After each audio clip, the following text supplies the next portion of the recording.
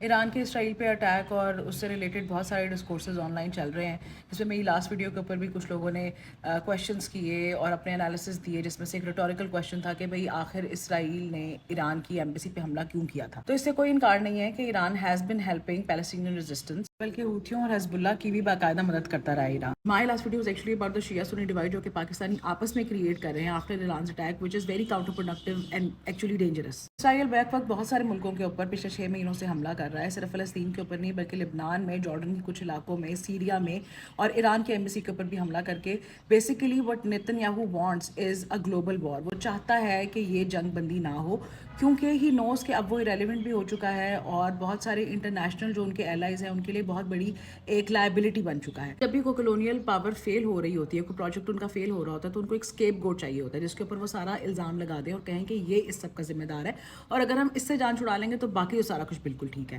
لیکن لوگوں کو ابھی بات پتہ چل چکی ہے کہ نیتن یاہو یا اس کی لیکود پارٹی ایک واحد ہی پرابلمٹک چیز نہیں ہے اسرائیل کی، بلکہ ان کی پوری سوسائٹی ذہنی طور پہ ایک بیمار سوسائٹی ہے. نیتن یاہو کی پوری کوشش ہے کہ امریکہ جو ہے وہ باقاعدہ طور پہ اس وار کے اندر اتر پڑے، اپنے فوجی اس میں اتارے اور خود اس جنگ کا حصہ بنے، جبکہ امریکہ ایسا نہیں چاہتا، کیونکہ پہلے تو ان کے الیکشن ہونے والے، انہوں نے اپنی عوام میں بھی کوئی متھا دینا ہے. ان کی عوام کی میجورٹی نہ صرف اسرائیل کی اب حامی نہیں رہی بلکہ وہ آؤٹ رائٹلی اس کے خلاف ہے، اور امریکہ کی جو سپورٹ ہے اسرائیل کے لیے اس کے بھی خلاف ہے. تو ایسی صورتحال میں جبکہ آپ کے الیکشن بھی قریب ہوں، کسی جنگ کا باقاعدہ حصہ بننا امریکہ کے لیے بہت ڈینجرس ہوگا. جہاں تک بات ہے نیٹو کی، تو انہوں نے نہ صرف اپنے ریسورسز ایگزاسٹ کر لیے ہیں بلکہ یوکرین میں وہ رشیا سے ٹوئی پہ ڈنڈے کھا رہی ہیں، اس لیے وہ کسی نئی جنگ کا حصہ بننا افورڈ نہیں کر سکتی. ایران بھی کسی فل بلون وار کا پارٹ بننا افورڈ نہیں کر سکتا، اس لیے ان کا جو اٹیک تھا، جیسے میں نے پچھلی ویڈیو میں بھی کہا، it was more of a warning. وہ ایک وار والا اٹیک نہیں تھا جس میں آپ دشمن کو بہت زیادہ نقصان پہنچاتے ہیں، بلکہ آپ اس کو بتاتے ہیں کہ میری یہ کیپیبلٹیز ہیں اور اگلی دفعہ میں اس سے زیادہ اسٹرانگلی اٹیک کر سکتا ہوں. تیسری بات یہ کہ انہوں نے ایک فیس سیونگ بھی کرنی تھی، کیونکہ اگر ایک پاور آپ پہ بار بار اٹیک کر رہی ہے اور آپ جواب نہیں دے رہے تو آپ ایک ولنریبل پوزیشن میں چلے جاتے ہو ایز اے کنٹری.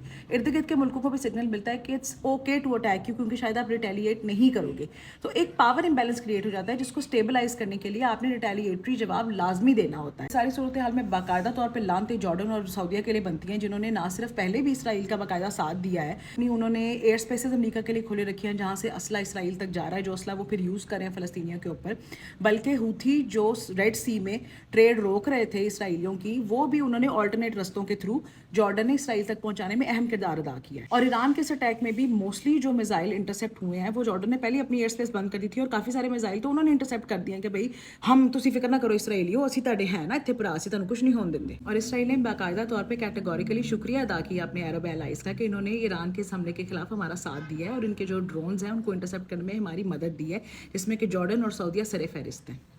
ایران نے پہلے سے یہ وارننگ دے دی ہوئی تھی کہ ہم اٹیک کریں گے، لیکن وہ اٹیک کوئی وار والا اٹیک نہیں ہوگا، ہم صرف وارن کریں گے اور آپ یہیں پہ رک جائیں تو بہتر ہوگا. اور یہ نہ صرف ایران اور اسرائیل کے لیے بہتر ہوگا بلکہ پوری دنیا کے لیے بہتر ہوگا. یہ جڑا اسی ود کے کہہ رہے ہیں نا ورلڈ وار 3 ورلڈ وار 3 تڑے تو کوئی پھول نہیں برسنے، اور یہ صرف مڈل ایسٹ تک ہی نہیں رہے گا، یہ جنگ بڑھتی آپ کے گھر تک آئے گی. تو اس لیے وار مونگرنگ کرنے سے پہلے آپ یہ ضرور سوچیں کہ امن اور سیز فائر کے لیے آواز اٹھائیں. I do support arm resistance whole heartedly and I also think کہ اسرائیل کو روکنے کے لیے ہمیں آرمڈ فورسز کی ضرورت ہے. لیکن فی الحال آپ یہ کہہ کہ جی کوئی اور ملک ادھر تے حملہ کرے پھر فلانے تے حملہ کرے تے اسی دور بیٹھ کے تماشا ویکھیے، اس طرح چیزیں نہیں ہوتی. جس طرح آپ کی جان قیمتی ہے باقی لوگوں کی بھی قیمتی ہے، اس لیے اللہ تعالیٰ سے خیر مانگیں اور خیر کی دعا کریں. Having said that, long live resistance and free Palestine، اور اللہ کرے کہ جلدی سیز فائر ہو، اور جو دنیا میں امریکی امپیریلزم اور اسرائیل نے مل کے گند مچایا ہوا، اللہ تعالیٰ ہم سب کو اس سے جلدی نجات دے. اینڈ ونس اگین پلیز جو آپس کی آپ کی شیعہ سنی ڈیوائڈ ہے نا، اللہ کا واسطہ اس کو بند کر دیں. شکریہ.